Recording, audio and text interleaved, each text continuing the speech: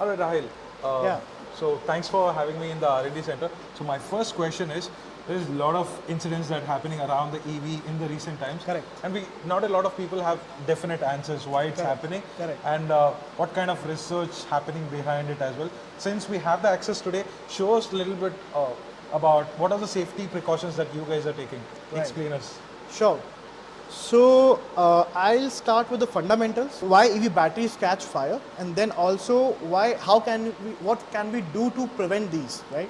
So let me take you around to the. So there are primarily three reasons why EV batteries catch fire. The first one being poor cell quality, the second one being poor battery pack design, and the third one being not a good quality battery management system, so to say. You know, when you include these three, if you got any of those things wrong, it's a recipe for disaster. And that's what's happening in the Indian EV ecosystem right now, that people either are not using good quality cells, they are using Chinese offtake B grade, C grade cells.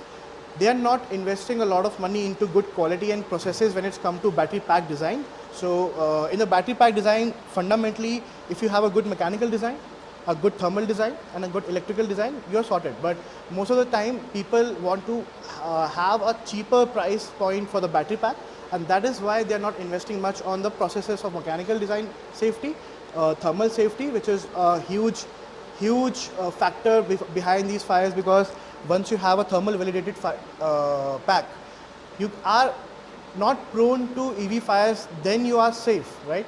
And then electrical safety, of course, with short circuit protection, over voltage protection, all those things. And then comes the BMS part, where sensing and controlling. So there are two parts to the BMS. It monitors all the touch points, data points, parameters. It also, controls them when it is out of hand. So that's where the BMS comes in. It is an intelligent monitoring and controlling system which controls each and every cell, what is the health of it, what is the depth of it, each cell, and how we can manage each cell effectively with respect to mechanical thermal safeties. My next question is, so see, end users will not have access to the battery cells. Sure. See what kind of cells that is used in the battery pack. Sure. But here we have quite a few examples. So show us what cells that mostly are used and why it's important to have good quality cells. Yeah, sure. So, so there are array of cells and grades which is presently available in the market. If I have to show you, so these are 18650, these are 2170 to 21700 cells, these are 32140 cells, which we have access for the in proprietary development, which we are doing in-house right now. So there are two types of chemistries available. Let's start with that, right? So there are LFP and then there's NMC, right? NMC is nickel magnesium cobalt, LFP is lithium iron phosphate. So with NMC, it is prone to much for fire hazard or thermal runaway because it's an active chemistry. With the LFP, it's a more safer chemistry. It gives more cycle life, but it has its own issues like not proper balancing over a lifetime, low energy density compared to NMC and other factors. So we have a trade-off, and the chemistry of the cell and the selection of the cell has to be done by the application. Is it going into energy storage packs? Is it going into two-wheeler, four-wheeler? So from that, you start with the application, you scale down on the cell, then you create a model of a cell, how that cell would perform in the real world. And then from there, you start the battery pack design. Correct. So what a lot of people are missing right now in India is the cell testing and validation stage, which so that's what's happening here, right? Cell testing. Yeah. So what we do is for each cell that we select for the particular application, we test them between 4 to 6 months in a lab, and that is an accelerated testing which gives us results for like 2 or 3 years. Correct. So we compress that 2 or 3 years timeline into months time, so that we know in an accelerated way that how the cell will perform in the field, right? Correct. But that is not enough, because how the cell performs in a lab is very different from how the battery pack will perform in the field. So we have steps and processes to make sure when the cells are converted into packs, so cell into model, model into pack. Correct. The pack needs to perform on the pack, right? So we do first testing and validation on the cell level, then we do characterization and modeling for the cells. So what's happening here in the machine? So what is happening is right now this is called as cycling. So we are cycling it at different C ratings to make sure if the C rating of the vehicle. So when you pull out the throttle, you extract a lot of current from the battery pack. and that battery pack extracts a lot of current from each individual cell. So you need to make sure at high C levels, at high C ratings, these cells should perform. So we cycle them at high C ratings to see if there is a continuous performance expected from the battery pack. What is the health of the battery pack after certain cycles? That's what we make sure by our testing and validation. So we test those cells at a worst conditions to cycle like what will happen after 400 cycles, after 1000 cycles. So here what's happening is they're charging and discharging at a rapid rate. At a rapid At a rate. different It's not a standard rate which is given by the manufacturers, but we do at a rate that is expected by the customer. Correct. Right. So we do those testing here.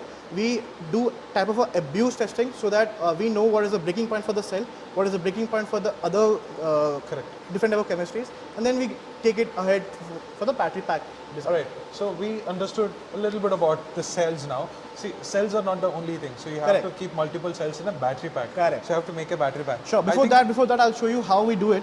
So if you can see this, coming closer. So we have data over what we have collected from the cells, right? And then we also are cycling it continuously for other different temperature levels. So we know the temperatures. We know the temperatures and what are the temperatures level going for the cells. And that's how we make sure that if we are continuously cycling it at different C ratings, what is the maximum and the Check minimum for a temperature the cell different goes cell in. different cell. 34.0. Yeah. So you know the ambient temperature for for the Indian roads in the summers goes above 45 degrees, right? 45. In certain areas. So we are in Jaipur, standing in Jaipur, Rajasthan right now at the Rajasthan. peak of the summers, right? So right now the temperature outside is 44 degrees. But still we have the testing and validation data where we have crossed 60 degrees temperatures on the pack level. Still the cells are able to perform at their desired C ratings. Correct. That's the magic we do because we take care of the thermally stable pack and we take care of how the cell will perform at those temperatures. So we already know what are the outcomes, and from there we design the software and the BMS to modulate the current and voltage parameters. So as soon as you get the cells, so first check it Yeah. with the number of cycles, with the Yeah. rapid charge and discharge, Yeah. and also to check how that cell performs with the temperature as Yeah, well. yeah. How much thermal output is happening. Correct. How So much different heat it produces. different C ratings. What is the thermal output? What is the electrical output? What is the structural output? All those things. So here at the cell level, it's not much about the mechanical strength, but it's mostly about how the cell will perform in electrical and thermal conditions. Correct. And also my next question is, see, you can't take an electric scooter and test in every city, right? Correct. That's not possible. So, but if you take as Indian demography, a geographical location as in India, which has coldest place up north, Right. to summer here in Gujarat, again Right. cold in northeast. Right. Again, if you go to Chennai, it's super hot. Right. So different climatic conditions, Right, but you right. can't have different scooters for each region, right? Correct. You need to have one product which can cater for everyone. Correct. So how do you get that product? How can you achieve that safety? Yeah, so this is a very good question actually. So because India is a very diverse country in terms of both population and geographies, Correct. what we intend to do is create packs that are able to run in a diverse set of conditions. Correct. What that means is we will design packs which can go from minus 20 degrees. So it can work in say areas like Ladakh where the temperatures are very north of like below zeros, to say Chennai or Rajasthan as we speak where the temperatures are as high as 50 degrees sometimes. 45, 50. 50 degrees, right? So we try to design that using thermal stability, and then BMS have an important role here. So BMS, so why the ambient temperature is increasing now? The cell's performance in itself is they try to drop. So their intent is to save their own life. Correct. So what they do rather is they drop on the performance when the temperature increases, and that's why you see when the temperature increases, most of the motor or the powertrains for the electric vehicle companies cut off. Correct. That cut offs because of the safety to prevent the pack from going to say thermal runaway or other conditions. What we do is we try to create by our own unique proprietary design a thermal setting which let the cell perform on its peak level while not taking the ambient temperature inside the battery pack more than what is desired. Correct. So that's how we solve it. So if the temperature is in negative, so that will do passive heating in order to protect the temperature and give it to a suitable range. Correct. Similarly, if the temperature have risen above 40 or 45, 50 degrees, what we'll do is try to cool them down using our proprietary techniques which dissipates heat with a very thermal conductive material. Correct. So we try to solve this using technology. because like the petrol bikes, they are perceived as a single point of mobility solution which can run anywhere. Correct. In electric vehicles right now, because of the technologies we are using, it is a limitation, and people do comment on other different type of technologies that can be. Lithium ion right now is the only commercial viable technology electric vehicle industry can use, right? Correct. And we need to make it safe, and that's our responsibility as all of the community. So what we try to do is, by using technology, we try to solve these problems, and we try to accelerate the adoption of electric mobility so that people have trust and confidence on the products, and they know that will not catch fire or that will perform on its peak when I need them. So yeah, and also guys, for a lot of you who are watching, you might have a lot of background noise as well. So don't mind that, because machines are running in full tilt. So ignore that part. Yeah, so it's a very loud room because our machines run on a lot of electricity and a lot of noise. That's what we do. So our engineers run on a lot of pizza and coffee, and our machines run on a lot of electricity and noise. That's how we try to call it. Perfect. Yeah, so we understood more about cells and how the testing happens. Now, how do we put together cells in a battery pack in a safer manner? Because there are a lot of things that happens there as well. So let's see a battery, if you can show us a battery pack. Sure. So I think I will have one open for you. So this is an example for a battery pack. So what we do is we try to we use cylindrical cells, and we arrange them in series and parallels to the desired voltages and the desired capacity we want.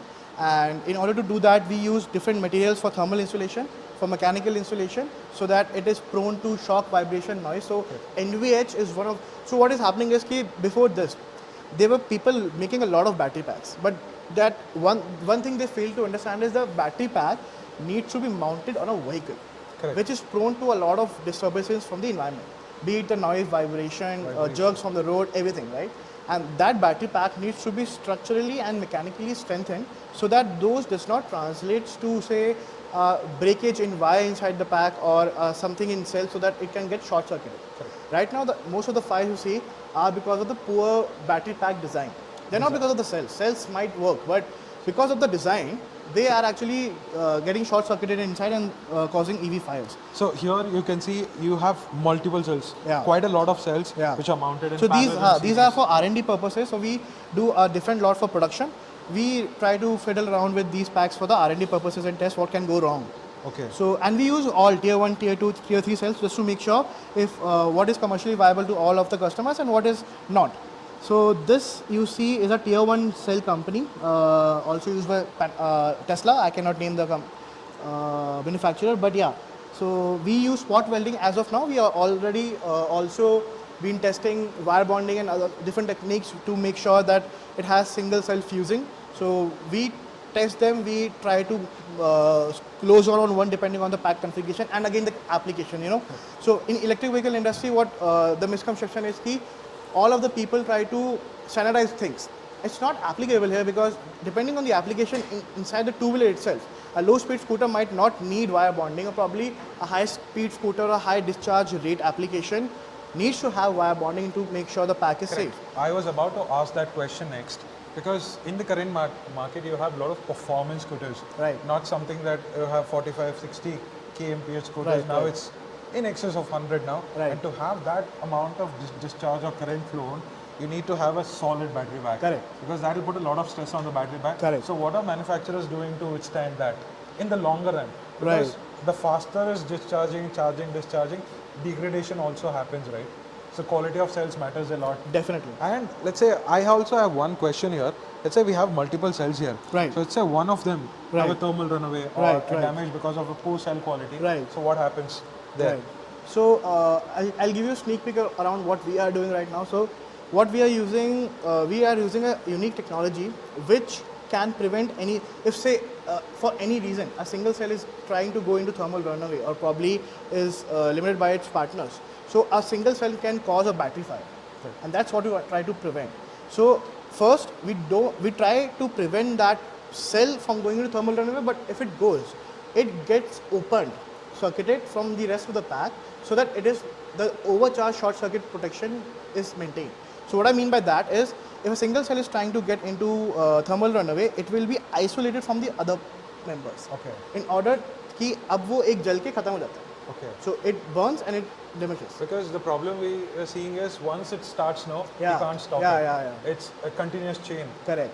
So it happens because usually when the battery pack design is not good, and because of any mechanical jerk, it gets punctured, and one cell is going into thermal runaway. It short circuits the other cells, Okay. and when other cells are in short circuit, so a series and chain of reaction for thermal runaway begins into the pack, and one after the other, it will just blow.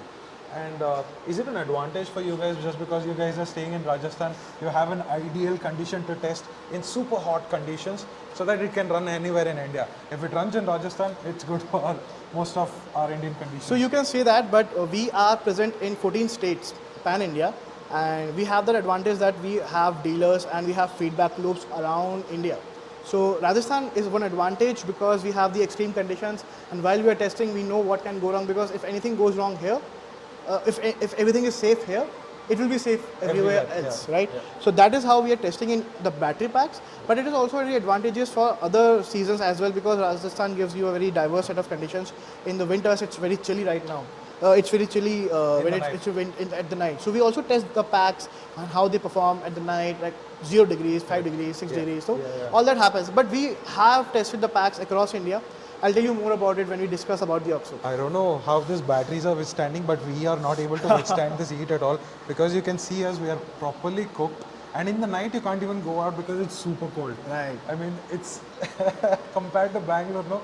If you are someone from Bangalore, oh, this is very hot, right? Yeah, so yeah, it's peak of the temperature right now. I think it's gonna go above 45 degrees for some days or weeks, and then it goes down because the monsoon will come. I'll show you how we also test the batteries here. So once we are done with the cells, and once we take that into pack design, structural, mechanical, thermals, and electrical, we make a pack out of it, and then we do it in both environment. We have environmental chambers which test the pack in different thermal settings. Also, we do electrical testings, which give us a lot of data. So if you come closer, I can show you. So the battery is discharging, right? Right now it's charging, but the temperature is still 33 degrees only. So it is to validate that, focusing here, right? So it is to focus that even after, say, charging at a good C rating, because the pack is a lower AH pack. So it's a lower AH pack. So even with a good C rating of charging, it is not moving above 33-35. The maximum we get is 35 degrees, which is very acceptable because the ambient is even more than that. correct. Right? So once we go and test it into the fields, we have a good stable temperature and thermal profile, what we call it, to actually get into the production level. So we test any or each pack from 9 to 12 months and across India to just validate if it's working or not. And once you have validated, then it goes to production. So tell us more about this machine, what you are. Yeah, sure. So this is actually a battery environmental chamber where we put the batteries and we simulate different type of conditions, like 45 degrees temperature, 20 degrees temperature, 0 degrees temperature, and then once we do that, we simulate what type of electrical output, or we benchmark against what is normal against what are the thermal temperatures, and we see what are the deficiencies, and we try to solve those deficiencies by increasing the safety in the thermal, increasing the technology so that we can have better thermal performance from the pack. So you guys keep the battery packs inside this, and It's inside this, and we have different settings. So this is how the data is being collected. Can you show the data? Okay, do this one.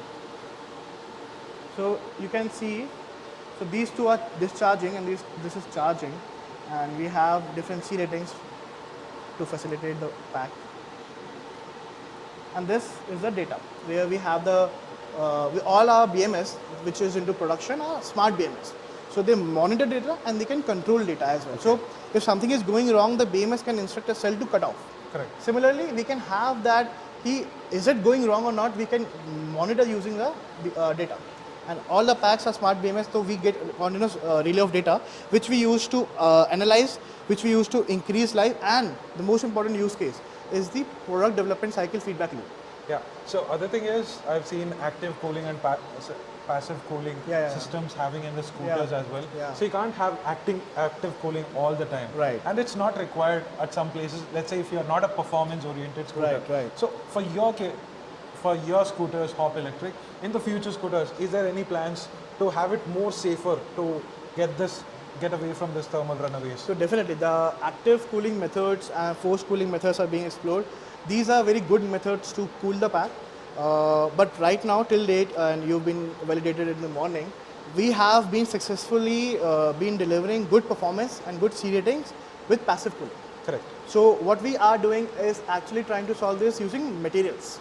So what is happening right now, ki people are trying to liquid cool things or all those things. That is good. But Tesla. yeah, everyone else. But what we believe that next generation of disruption in thermals and in engineering. So I'll tell you a little bit about how engineering works in general. So in engineering, you can take any rating and it can go above anything. Matlab, if you take about a motor, it's a 3 kilowatt motor, you can take it above 12 kilowatt, 15 kilowatt as well. What happens is the boundary condition of any engineering problem are set by the thermals. That if you get beyond this power, it will heat up. And that's why you need to cool it to make it more powerful, right? The same motor can give you more performance when it is in good thermal conditions. And that's how the same thing goes to the battery pack as well. It's an engineering problem. And how do we solve it? So there are two methods of solving this problem. The first method is incremental changes over the current one, like getting it force cool or liquid cool to cool the pack from the external intrinsic materials. The second is changing the materials completely. Correct. And by changing the materials, I mean material science. So if something has a good thermal conductivity or some, say for example, I'll show you around for the aluminum shell we have built. It's a new alloy and different type of features, but this is not just aluminum, it's a aluminum alloy mixed with a proprietary metal which allows for a high thermal conductivity. Oh. So anything that goes inside, it very fastly dissipated outside. Okay. So that's how we good are conductor of very electricity. Yeah. So what happens is if pack is heating up, no, we have good channels that passes heat from the cell to the exterior casing, and this take care of from the exterior casing to the outside using convention and other methods. So what we're trying to do is solve the thermal issues by passive cooling, but innovating on the materials and how we can achieve those same thermal conditions, optimizing the thermal conditions, getting the most performance out of the pack. And also there are conditions like where you have to ride in the water, right? And how do you waterproof it? Because that's very important as well. Like your phones will have IP67 rated. Right. Now your scooter should also be IP67 rated. So what are you guys doing? Sure, I'll show you. So we design our own motors. So by design, we work with our manufacturers to get the motors IP68 rated. So it's not 67 but 68. It was full in the morning. So we keep on draining it. So right now you can see the motor is working. So this motor is rotating from last 3 months continuously. We just keep changing the batteries and charge it, but this motor never stops. Okay. And this is to validate that even in the water temperatures. So we are present we are not yet present in Maharashtra, but we will be this year. So Bombay and good example though. Yeah, Bombay and then places where the water logging is a problem, right? Correct. So they have a lot of insecurities about what if my vehicle is stalled in say somewhere where there's a huge collection of water, and then what will happen to the vehicle, because end of the day they have the thought that it's an electric thing, and electric thing don't combine well with the water, right? So to address those insecurities, we actually release a lot of articles, and we also do a lot of testing on our powertrain and system. So both our battery systems and motor systems are IP67 rated, but it goes beyond that because we have been testing it underwater as well in the swimming pool. So videos of which will be shared soon. But what I can say, the water will not be a problem to the scooters or the battery pack, because we make sure it does not create any type of safety or mechanical problem. So you can see here, like the water is running continuously, and 3 months it has been running. We test it for all the vehicles we do, and we then once validated, we get into production. So these are some of the products that you have in the R&D which is under testing purposes. Yeah, so we make them, we break them, and then we also try to test what is working, what is not working. So we will be launching electric motorcycles very soon. So this is the updated version of that. I cannot talk much about this, but yeah, we also is in the works right now. So yeah. you will know about it very soon. Yes. So and then we test about the controller. So one more advantage that we have is that all the systems are connected and smart. So our battery BMS system is very smart, which is able to read and write data. Our motor controller system is very smart, which is able to read and write data. So to say, for example, a very similar use case. If a father wants his child to lock at a speed, he can use it. He can do it using a phone, and the child, it's known as a parental control. The child can only reach a top speed of 45-50 as desired by the father. Correct. Similarly, for the women's safety. So keeping the system connected helps you optimize the bike over the time with softwares, and also keeping your siblings and all other people safe. And that's what you want: safety and performance and features out of the bike. And that's what we're trying to give. We are making our bikes hardware capable of smart systems. So in the future, when we have the proper update and data for any specific feature, and like, for I can give you a short example that most people put TPMS or tire pressure monitoring systems yes. into the bikes to monitor the tire pressure of the vehicle, because it directly correlates with the range. If you have a lower tire pressure, you will get lesser range, because the motor will work more in order to get that type of speeds or range, Correct. right? But in our case, we are not using TPMS. We have smart ML algorithms which actually classifies from the speed and torque characteristics of the tire. We know on a normal day when the tire is full, these are the torque speed curves. Correct. But there's a slight discrepancy in those torque speed curves, so that tells us something is wrong. So either on the driver's side or on the that. And with the prediction filters we already have in place, and we are improving over with the data, we'll be able to tell you with 99% accuracy that if the tire is deflated or not. And that is the type of magic we'll be able to do using the smart hardware. So we will not invest in the TPMS hardware, but rather a smart hardware on the controller and the BMS side, so that we can correlate that with the data, and with the data we can tell the user to inflate the tires because the tire is low without a TPMS. Correct. Yeah, and also there were recent incidents of battery packs, because most of the scooters from Hop or removable, except the next one that's going to come up very soon, the non-removable battery. So if you have a removable battery, a tendency that, let's say you are staying in an apartment, you take your battery and charge it at your home. Is it safe?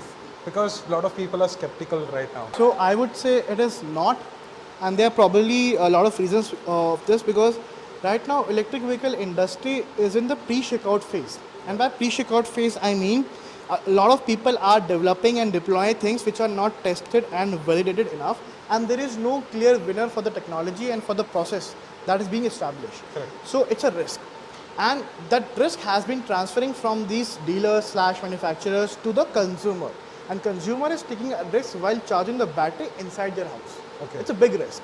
So what we are coming up with, and we'll talk about it more on the other videos, that control environment charging is better suited for the customer rather than getting the battery inside and charging, because most of the thermal cases have the probability of occurring while charging. So discharging is not much of a problem, but charging rather is a big problem, and charging your battery inside a house can be a good fire hazard for the home. And I don't suggest charging inside the house. But we don't have a choice, no? Yeah, but right now, of course, as I mentioned that the industry is in pre-checkout phase, but I believe very soon, because of the battery swap stations and battery charging stations for the charging points, we'll be able to have a good enough density that will suffice and service the electric vehicles which are running around. You said the controlled environment. Right. I think that's something that's the bigger machine there. Come, I'll show you something. So it's a sneak peek to our swap station. So I cannot show you much, but just this. So it's a swap station where we have a 12 slot system, and it's controlled by a master. All these are slave boards. We have a rectifier / a charger at the end of it, and then these swap stations, it also have a cooling unit.